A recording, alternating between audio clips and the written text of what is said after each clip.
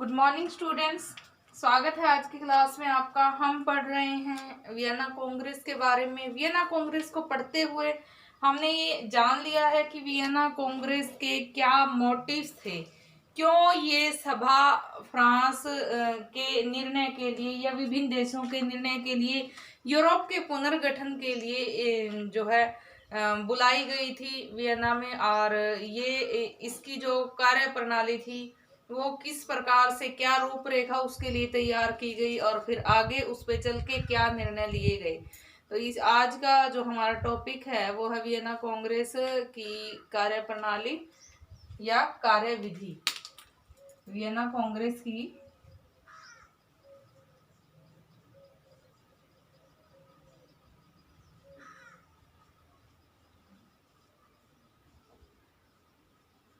कार्य विधि। तो वियना कांग्रेस का जो सम्मेलन वियना में बुलाया गया था, विभिन्न देशों के प्रबुद्ध व्यक्ति शामिल हुए थे। ये तो एक कहने भर की बात थी कि सारे ही देशों के प्रबुद्ध व्यक्ति जो यूरोप से संबंधित थे उनको इकट्ठा करके यहाँ पे सभा के लिए बुलाया गया था और उन्होंने आपस में मंत्रणा की और विचार विमर्श किए। लेकिन यहाँ पे जो मुख्य रूप से ध्यान देने योग्य बात ये थी कि वियना कांग्रेस में केवल 4 देशों का ही बोलबाला था। उन्होंने 1814 में ही जो है इकट्ठे होकर के आपस में ये जो है निर्धारित कर लिया था कि क्या निर्णय आगे लिए जाएंगे। तो ये निर्णय जो है पहले ही निर्धारित हो गया था। तो इस प्रकार से केवल 4 देशों की मिली भगत थी और उस 4 देशों में इंग्लैंड, रूस, ऑस्ट्रिया और प्रशा का मुख्य योगदान था। और इन 4 देशों ने ही अपने हितों को ध्यान में रखते हुए निर्णय लिए थे। बाकी जो विभिन्न छोटे छोटे देशों के अन्य प्रतिनिधियों को बुलाया गया था वो तो केवल एक दिखावा था और उस दिखावे को असली जामा पहनाने के लिए ही उन्होंने उन्हें न्योता दिया था। और विभिन्न देशों के 99 छोटे बड़े सम्राट और कुछ एक जो है क्षेत्रीय राजा इसमें शामिल हुए थे, जो केवल एक भीड़ को ही बढ़ावा दे रहे थे और उसके अलावा जो है उनका कोई खास महत्व नहीं था, उनकी बातों पे कोई खास गौर करने वाला जो है नहीं था। तो यहाँ पे जो है वियना जगह पे 1814 में, सितंबर 1814 में विभिन्न देशों के प्रतिनिधियों ने भाग लिया। उनमें से शुरुआत में उन्होंने कोशिश की, जैसे कि हमने अभी बात की है पीछे की, 4 देशों के एक मिली भगत थी। ये उनकी ही जो बातें थी वही जो है यहाँ पे पूर्ण रूपेण सत्य होने वाली थी। जो निर्णय पहले ही लिए जा चुके थे केवल उनको लोगों के दिखावे के लिए यहाँ पे सबके सामने लिया जाना था। लेकिन यहाँ पे फिर भी दिखावे के लिए 8 लोगों की प्रारंभिक संस्था बनाई गई, जिनमें रूस, England, Austria, Prussia, France, Spain, Holland और स्पेन, हॉलैंड और जो है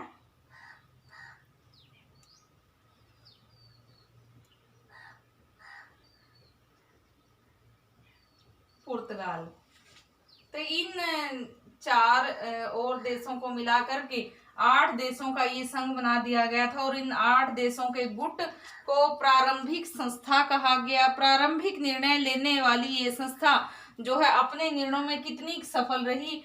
लेकिन जो ये 8 देशों का जो ये गुट था, इनमें भी इन 4 देशों का ही प्रभुत्व था। ये 4 देश ही सर्वे सर्वा थे, जिसके कारण से प्रारंभिक कार्य प्रणाली का जो प्रारंभिक सभा ये बनी थी 8 देशों की, वो अपने कार्यों में सफल न हो सकी और वो अपने कार्यों में असफल हो गई। तो इस प्रकार से शुरुआती जो प्रक्रिया हुई थी, शुरुआती जो कार्य विधि थी, उसमें 4 देशों के ही सर्वे सर्वा होने के कारण प्रारंभिक 8 सदस्यों के जो सभा थी, 8 सदस्यों का जो दल था 8 देशों का, वो जो है पूर्ण रूपेण अपने कार्यविधियों में असफल रहा, और जिसके चलते बाद में एक संधि के तहत जो है उन्होंने आपस में फिर से मंत्रणा की। यहाँ पे मेटरनिख की मुख्य भूमिका थी। ऑस्ट्रिया का चांसलर था और वियना कांग्रेस का वो मुख्य अध्यक्ष था। यहाँ पे वो अध्यक्ष था या प्रधानमंत्री था,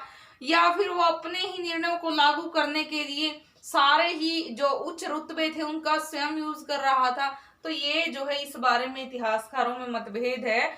कुछ एक इतिहासकार कहते हैं कि वो इसका प्रधानमंत्री था, कुछ एक कहते हैं कि वो इसका अध्यक्ष था, लेकिन कुछ एक उसको एक सामान्य मंत्री की ही संज्ञा देते हैं। तो यहाँ पे मेटरनिख की मुख्य रूप से भूमिका थी, उसके द्वारा लिए जाने वाली जो भी निर्णय थे वही जो है ये सारे ही देशों की मिली भगतों के परिणाम स्वरूप विभिन्न संधियों के चलते आगे उनको अमली जामा पहनाया गया, और इन्होंने चार देशों के इस गुट ने अपनी ही बातों को मनवाने के लिए विभिन्न प्रक्रियाएं रची और विभिन्न देशों के खिलाफ उन्होंने झंडा बुलंद किया। तो यहाँ पे इन देशों में जो है यहाँ पे इनका सर्वे सर्वा होना ही निश्चित ना हुआ, अपितु एक पेरिस की संधि हुई इनके बीच में। पेरिस की संधि 9 मार्च 1814 को।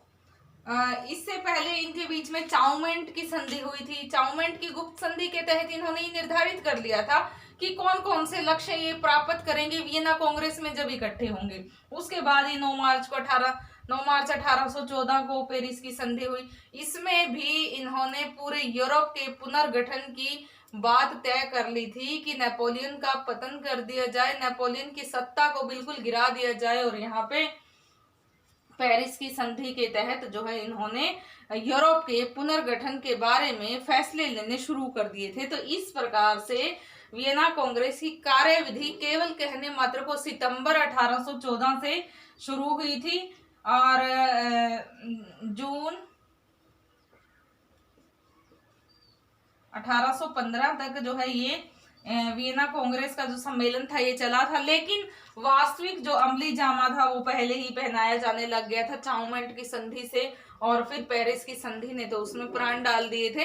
तो इस प्रकार से ये जो इसकी जो रूपरेखा थी, वियना कांग्रेस की कार्यविधि की जो रूपरेखा थी, वो यूरोप के पुनर्गठन की पुनर्संगठन की जो रूपरेखा थी उसको पहले ही तैयार किया जाना शुरू कर दिया गया था। बाद में तो केवल ये एक दिखावा था कि सितंबर 1814 में सारे ही देशों के विभिन्न महान सम्राट यहाँ पे इकट्ठे हुए हैं और उन्होंने आपस में मंत्रणा की है, और कई दिनों तक वो सम्मेलन चला है, और इतिहास का ये पहला बड़ा सम्मेलन है। ये सारी चीजें केवल एक दिखावा मात्र थी, और ये दिखावा जो है इन 4 देशों ने अपनी जो मांगे हैं वो पूर्ण रूपेण से पूरी करके जो है उसको अमली जामा पहनाने के लिए ये सब किया था। तो अब हम बात करते हैं वियना कांग्रेस द्वारा किए गए मुख्य निर्णयों की, कि वियना कांग्रेस ने कौन कौन से मुख्य निर्णय लिए। वियना कांग्रेस के मुख्य निर्णय। तो इसमें हम सबसे पहले बात करते हैं वियना कांग्रेस के द्वारा लिए गए मुख्य निर्णयों की। इसमें सबसे पहला है कि फ्रांस के लिए क्या निर्णय लिया गया। फ्रांस के लिए क्या निर्णय लिया गया उसकी सबसे पहले हम चर्चा करेंगे, क्योंकि फ्रांस के लिए ही जो है ये कांग्रेस बुलाई गई थी, उसके लिए ही मुख्य रूप से निर्णय लेने थे कि उसको क्या अधिकार दिए जाएंगे और क्या अधिकार उससे छीन लिए जाएंगे। तो सबसे पहला जो निर्णय था वो था नेपोलियन द्वारा जीते गए प्रदेशों को वापस करना होगा फ्रांस को। नेपोलियन की जीत के प्रदेश वापस लेना।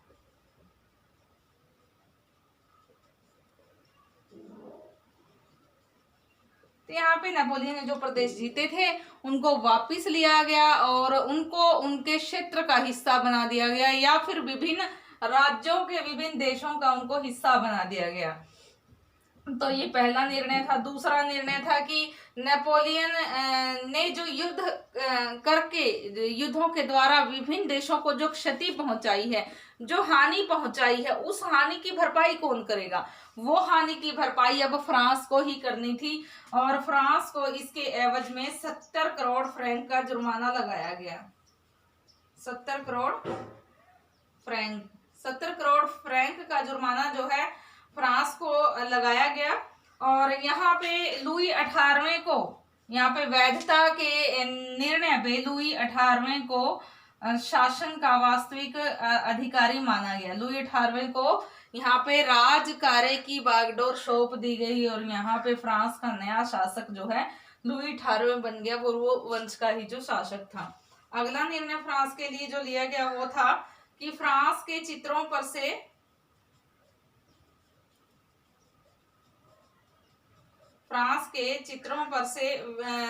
वे सभी नमूने जो उस समय की कला को प्रदर्शित करते थे, और जो नेपोलियन की ख्याति को प्रदर्शित करते थे, नेपोलियन की विजय को जो सिद्ध करते थे, उनको वहां से पूर्ण रूपेण हटा दिया गया, ताकि कोई भी चीज जो है नेपोलियन की याद ना दिलाए। और नेपोलियन की याद को पूर्ण रूप से खत्म करने के लिए ही ये कदम जो है उठाया गया था कि फ्रांस के चित्रों पर से सारे ही नमूने जो हैं वो हटा दिए जाए।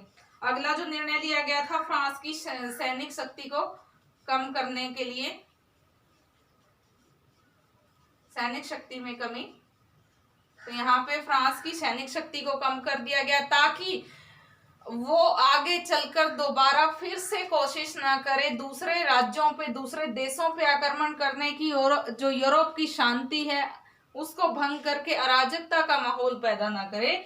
तो यहाँ पे सैनिक शक्ति के द्वारा ही वो युद्धों में भाग ले सकता था। उसकी सैनिक शक्ति पे अंकुश लगा दिया गया। एक सीमित रूप से ही, सीमित सेना ही अब फ्रांस रख सकता था, तो यहाँ पे उसकी सैनिक शक्ति में भारी कमी की गई। तो यहाँ पे लुई 18वें के शासन को बनाए रखने के लिए इंग्लैंड के सेनापति वेलिंगटन की अध्यक्षता में 1.5 लाख की सेना फ्रांस में रहनी तय की गई। यहाँ पे जैसे कि हमने बात की है कि लुई 18वें के शासनकाल की शुरुआत यहाँ पे हो गई। लुई 18वें का यहाँ पे राजा के रूप में शासन दोबारा से लागू हो गया। तो लुई 18वें केवल पहले की तरह राजा नहीं था, निरंकुश राजा नहीं था, उसके ऊपर काफी सारे प्रतिबंध थे। और यहाँ पे जो है दूसरा ये भी कर दिया गया कि लुई 18वें के पास इंग्लैंड के सेनापति वेलिंगटन के नेतृत्व में एक विशाल सेना रहेगी, ताकि यदि फ्रांस कभी भी किसी अन्य देश के खिलाफ युद्ध की कार्यवाहियों में भाग लेगा, गतिविधियों में भाग लेगा, तो उसकी गतिविधियों पे अंकुश लगाने के लिए वो इंग्लैंड की सेना है वो उसको पूर्ण रूपेण दबा देगी। तो इस प्रकार से इंग्लैंड ने फ्रांस के साथ अपमानजनक जो है ये संधि की थी। तो इस प्रकार से विभिन्न बातों को लाद करके विभिन्न बातों को फ्रांस पे लाद करके फ्रांस के साथ जो है एक अपमानजनक संधि के तहत अब फ्रांस से काफी कुछ हर जाने के रूप में लिया। यहाँ पे जो 70 करोड़ फ्रैंक की हमने बात की है, ये केवल इसके लिए समय सीमित था, 5 साल में ही उसको ये इतनी राशि अदा करनी थी वियना कांग्रेस को, ताकि वो युद्ध की क्षतिपूर्ति के लिए विभिन्न देशों में उसको बांट सके। तो ये तो था फ्रांस के लिए जो निर्णय लिए गए थे। अब हम बात करते हैं आगे, और भी जो अन्य देश हैं उनके लिए भी, सभी के लिए कुछ ना कुछ निर्णय लिए गए थे, तो उनकी अब हम आगे चर्चा करते हैं। रूस के लिए जो निर्णय लिए गए थे, अब रूस के बारे में हम बात करेंगे। दूसरा, रूस।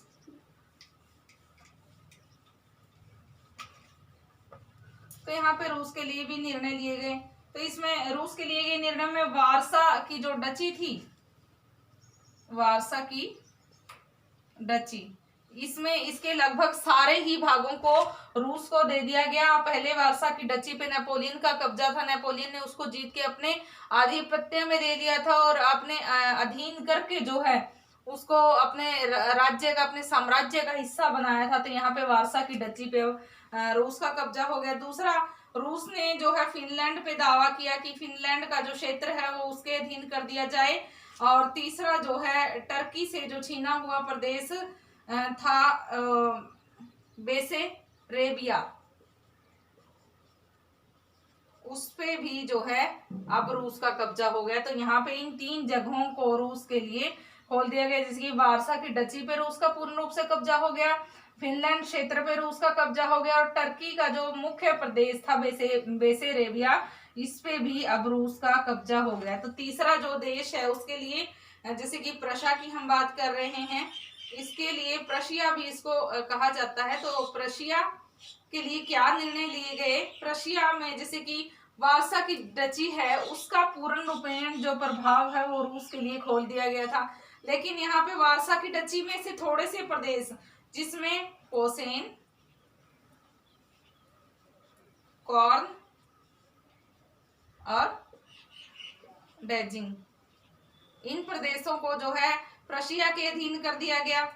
प्रशिया के जो अधीन स्वीडन का जो पामेरिन प्रदेश था,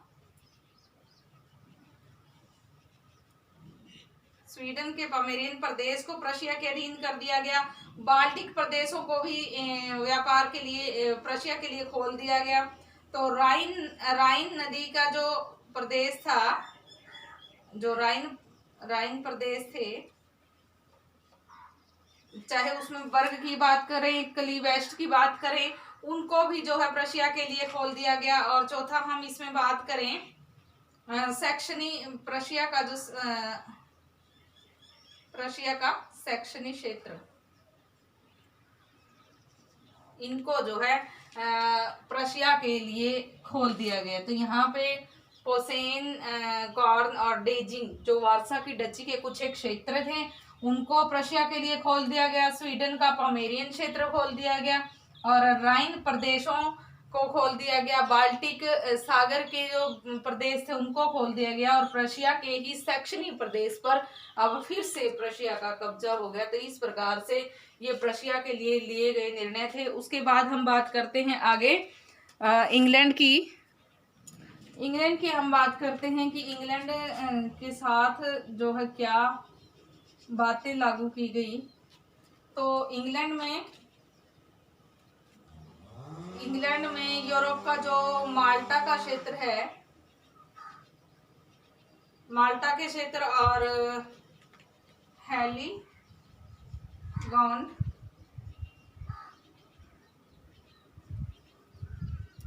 ओटोमन साम्राज्य, इनको जो है इंग्लैंड के लिए खोल दिया गया। और स्पेन का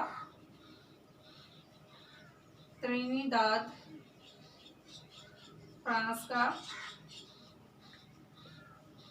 मॉरिशस,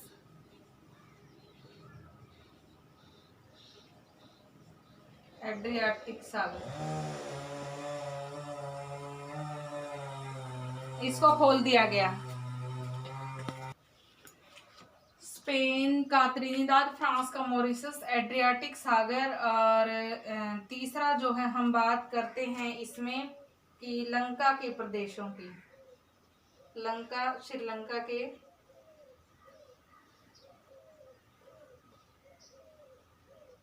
के कुछ प्रदेशों को जो है इंग्लैंड का हिस्सा मान लिया गया। तो यहाँ पे अब बात करते हैं हम ऑस्ट्रिया की। ऑस्ट्रिया में जो है ऑस्ट्रिया को वापस नहीं किया गया, बल्कि इटली के लोम्बार्डी और वेनेशिया के क्षेत्रों को इटली के अधीन मान लिया गया, ऑस्ट्रिया के अधीन मान लिया गया। और रूस का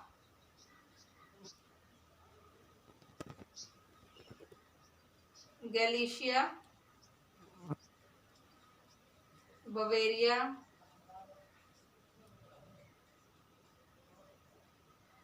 एड्रियाटिक सागर का क्षेत्र,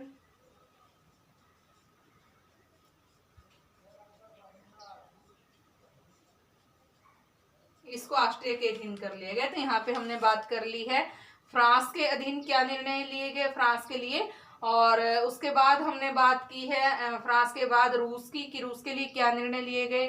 हमने बात की है प्रशिया की, इंग्लैंड की और ऑस्ट्रिया की। इंग्लैंड के लिए माल्टा, हॉलीगॉन्ड, ओटोमन साम्राज्य का क्षेत्रों को इंग्लैंड के अधीन कर दिया गया। स्पेन का त्रिनिदाद, फ्रांस का मॉरिशस, एड्रियाटिक सागर के साथ लगते कुछ क्षेत्रों को इंग्लैंड के अधीन मान लिया गया।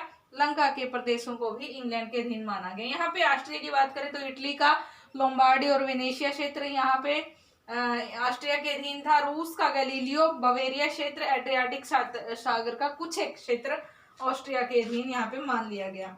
अब बात करते हैं इटली की। इटली में जैसे कि बुर्बो वंश के ही राजा चार्ल्स फर्डिनेंड चतुर्थ को नेपल्स और सिसिली के प्रदेश दे दिए गए। नेपल्स और सिसिली ये इटली के ही क्षेत्र थे, इनको वापिस मिल गए थे। तो यहाँ पे पिंडमांट और सार्डिनिया ये भी इटली के ही भाग थे। इनके अधीन पे विभिन्न क्षेत्रों को कर दिया गया, जिसमें हम बात कर सकते हैं नीस की, सेवाई की, रोम का जो पवित्र राज्य था वो पोप को वापिस दे दिया गया। वारसा की डची को इसके अधीन कर दिया गया। लोम्बार्डी, वेनेशिया के राज्यों को कर दिया गया। जर्मनी की यदि हम बात करें तो 300 राज्यों का ये संघ था।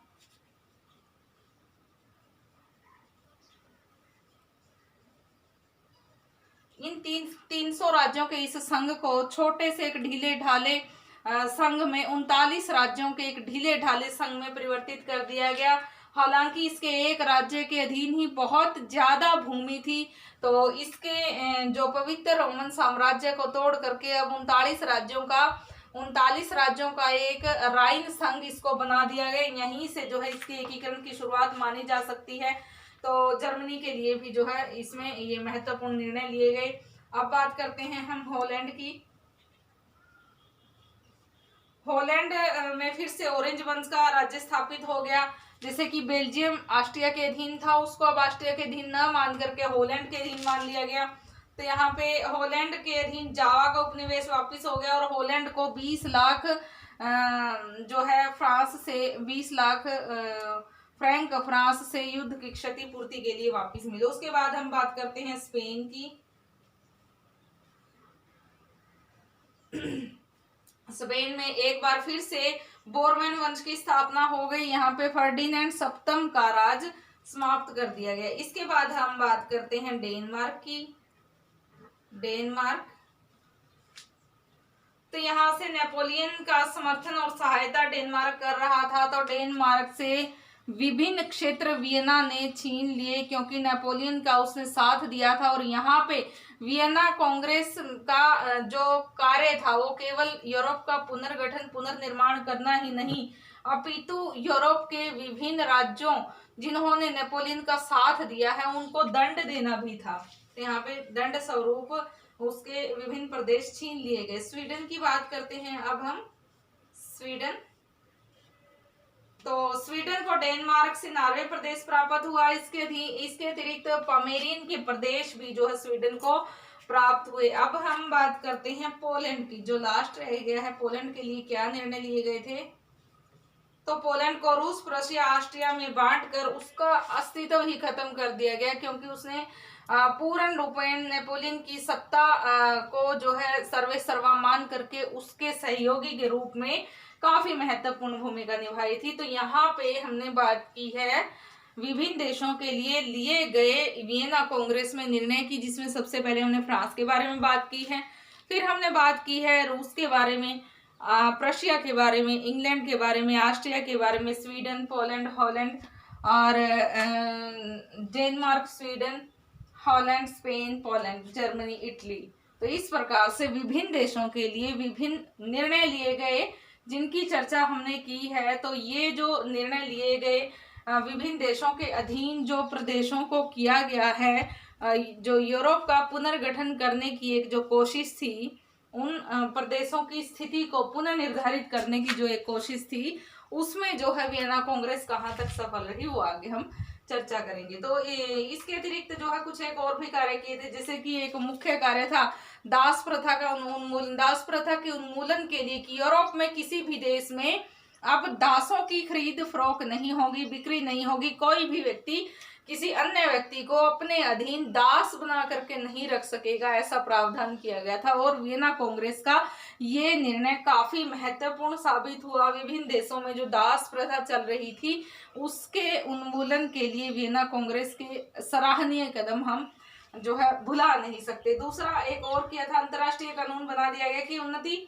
व्यापारिक उन्नति और जहाजों के आवागमन के लिए ये कानून बनाया था, जिसमें सभी देशों के लिए अंतर्राष्ट्रीय व्यापार खुला था। इसमें कोई भी देश चाहे कितना भी शक्तिशाली हो जाए, वो दूसरे देशों के व्यापारिक संबंधों को, व्यापारिक जो भी वस्तुएं हैं व्यापार की, उस पे किसी तरह का कोई भी अन्य देश रोक नहीं लगा सकता। तो इस प्रकार से जो है ये दो महत्वपूर्ण और फैसले किए गए थे सारे ही देशों के लिए। एक तो दास प्रथा का अंत, दूसरा अंतर्राष्ट्रीय कानून जो व्यापार के लिए था, व्यापार की उन्नति के लिए था, समृद्धि के लिए था और यूरोप को पुनः एक अच्छे सक्षम रूप देने के लिए था। तो यहाँ पे स्टूडेंट्स आज हमने बात की है वियना कांग्रेस की कार्यप्रणाली की और वियना कांग्रेस में लिए गए विभिन्न देशों के लिए जो निर्णय लिए गए थे उनकी।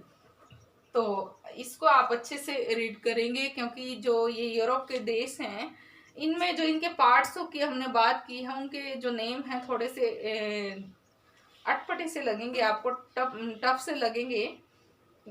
तो आप अगर एक बार इसको अच्छे से रीड करेंगे तो आपको अच्छे से लर्न भी हो जाएंगे। तो आप इसको अच्छे से पढ़ के देखेंगे और इसको अच्छे से अध्ययन करेंगे। तो आज के लिए इतना काफ़ी है स्टूडेंट्स।